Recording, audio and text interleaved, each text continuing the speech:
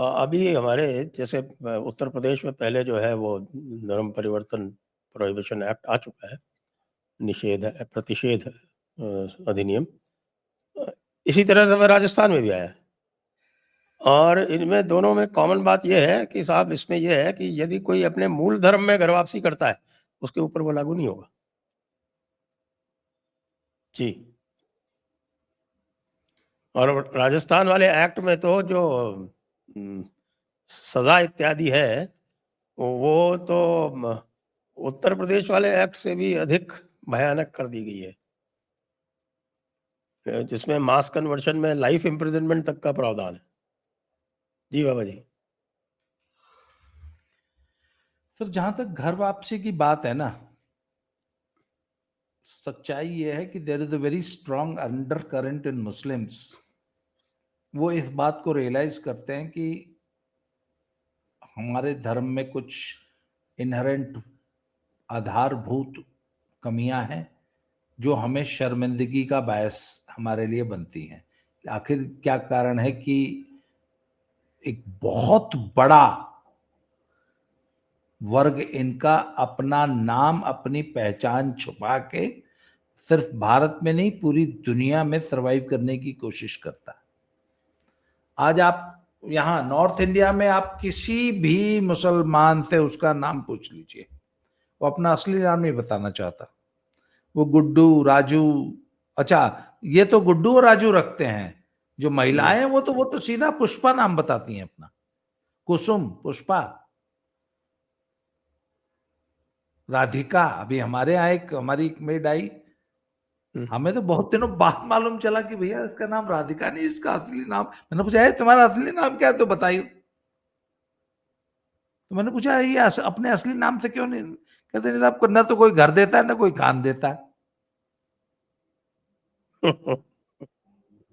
और वहां पे जो है वो दिल्ली दरबार नाम से रेस्टोरेंट चलाते हैं पूरे पूरे इंग्लैंड में, पूरे दुबई में वो पूरा आप विदेश में कहीं भी चले जाइए, जितने भी पाकिस्तानी हैं वो सब इंडियन रेस्टोरेंट के नाम से चलाते हैं, इंडियन तो सर ये इनको भी पता है कि अब्दुल के नाम से बोनी नहीं होगी।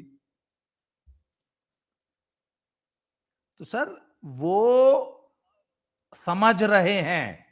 अच्छा, उनको एक इस बात की भी टीस है कि यार अगर ये होते तो बेटर होते इससे हर मामले में। सर बात यही, रास्ता हम ही नहीं दे रहे। वो आने को सर, उसमें एक बहुत बड़ा वर्ग आने को तैयार बैठा है। बिल्कुल आप सही हमने कह रहे हैं, आज आप तक सही कह रहे रास्ते हैं, नहीं मैं दिए। सहमत हूं पूरी तरह से। सर और बात ये ना, आपकी जी बात कोई और आगे बढ़ाऊं तो ये कहूं कि देखिए, यदि परावर्तन हो रहा है तो उन संप्रदायों के माध्यम से हो रहा है जिनको बहुत सारे लोग मेन स्ट्रीम नहीं मानते।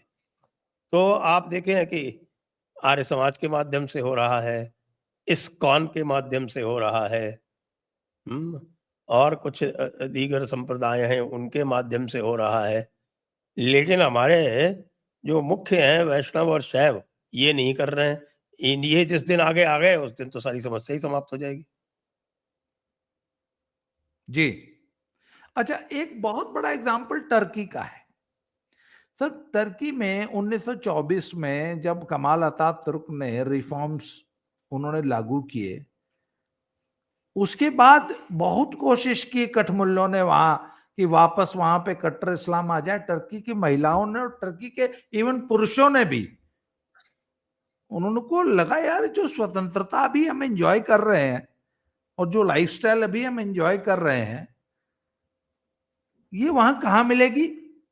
और आज भी एर्दोगान के लाख चाहने और पूरा इकोसिस्टम के लाख चाहने के बावजूद टर्की की महिलाएं वो बिल्कुल भी वापस तिरपाल ओढ़ने को तैयार नहीं है। तो सर ये इस्लाम की कोई भी महिला और यहां तक कि पुरुष भी, ये जब इनसिक्योर फील करता है तब बेशक गोल टोपी पहन लेता है। वो इसका इनसिक्योरिटी का है, क्योंकि वो फिर ग्रुपिज्म की भावना और वो विजिबिलिटी बढ़ जाती है गोल टोपी से या लाल दाढ़ी से या बिना मुछ की दाढ़ी से। पर जहां पे ये ऐसा इनसिक्योर फील नहीं करते, वहां ये भी नॉर्मल रहना चाहते हैं। और इनकी कोई औरत बुरके में नहीं रहना चाहती, बहुत मजबूरी में बुरका पहनती है। सर बात यह ना कि इसके लिए बड़ा दिल हमको दिखाना होगा, हम हिंदुओं को। अगर हम इनके अच्छा, ये हमेशा एक बात और कहते हैं कि यार हमें मालूम है रोटी की समस्या नहीं आएगी, बेटी ले लो बस। कहते दो भी मत, हमें वो भी मंजूर है, खाली ले लो। तो सर जिस दिन रोटी बेटी की समस्या हिंदुओं ने हल कर दी ना, इनकी घर वापसी का रास्ता भी प्रशस्त हो जाएगा। और हमसे ज्यादा वो घर वापसी चाहते हैं, बशर्ते कि आप लेने वाले बने। तो सर हिंदुओं में, हम सनातनियों में एक बहुत बड़े रेनेसां, एक बहुत बड़े सामाजिक सुधार, धर्म सुधार की जरूरत है कि आप अपने खोए हुए, आप अपने बिछड़े हुए लोगों को घर वापस लेकर उन्हें अंगीकार कीजिए। और इसके लिए सर एक बहुत बड़ा आंदोलन चलाना पड़ेगा। जी जी अवनीश जी। बिल्कुल सर, इस पे भी मैं अपनी बात बेहद गंभीरता से रखना चाहूंगा क्योंकि बहुत जरूरी है। सर मैं जब ये भीमटा वीमटा जैसे शब्द सुनता हूं ना, सोशल मीडिया के अक्सर बड़े पॉपुलर शब्द है, ये नीले कबूतर, भीमटा, ये हम क्या कर रहे हैं एक समाज के तौर पर? फिर कहां रह जाती है योगी आदित्यनाथ जी की वो बात कि बटोगे तो कटोगे? ठीक है, पॉलिटिकल आइडियोलॉजी इस समय कहीं जाके खड़ी हुई है। कम्युनिस्टों का जो वो एक मोडस ऑपरेंडी है, जिन्होंने ये कहा कि नहीं, तुम्हारे समाज के लोगों ने तुम्हारे कान में पिघला शीशा डाला, उमेड़ा, तुम्हारा किया, ये उनकिया, बल्कि एक तरह से कहिए कि उन्होंने वो पिघला शीशा डाला है, तो उसका परिणाम हो सकता है। ये पिघला शीशा वाली बात कहाँ है वैसे? कहीं नहीं है सर, इसीलिए तो मैंने कहा कि उन्होंने डाला है पिघला के, कि ऐसा पिघला शीशा डाला था, मैंने यही बात कही। भाई अब सर मैं तो मनुस्मृति पूरी अच्छी तरह से पढ़ चुका हूं, मुझे तो कहीं मिली नहीं इस तरह की इन्होंने बात। पिघलाया शीशा कि ऐसा शीशा ही डाला था, ये शीशा कह के डाल दिया इन्होंने। सर सवाल ये होता है कि पॉलिटिकल उनका अलग कहीं मामला इस समय खड़ा होगा। लेकिन एक चीज मैं और कहता हूं, 2014 में जो इतना बड़ा मैंडेट आया, 19 में जो इतना बड़ा मैंडेट आया, जब समाज के हर पॉकेट से वोट मिलते हैं किसी एक पार्टी को, तब इतना बड़ा मैंडेट आता है।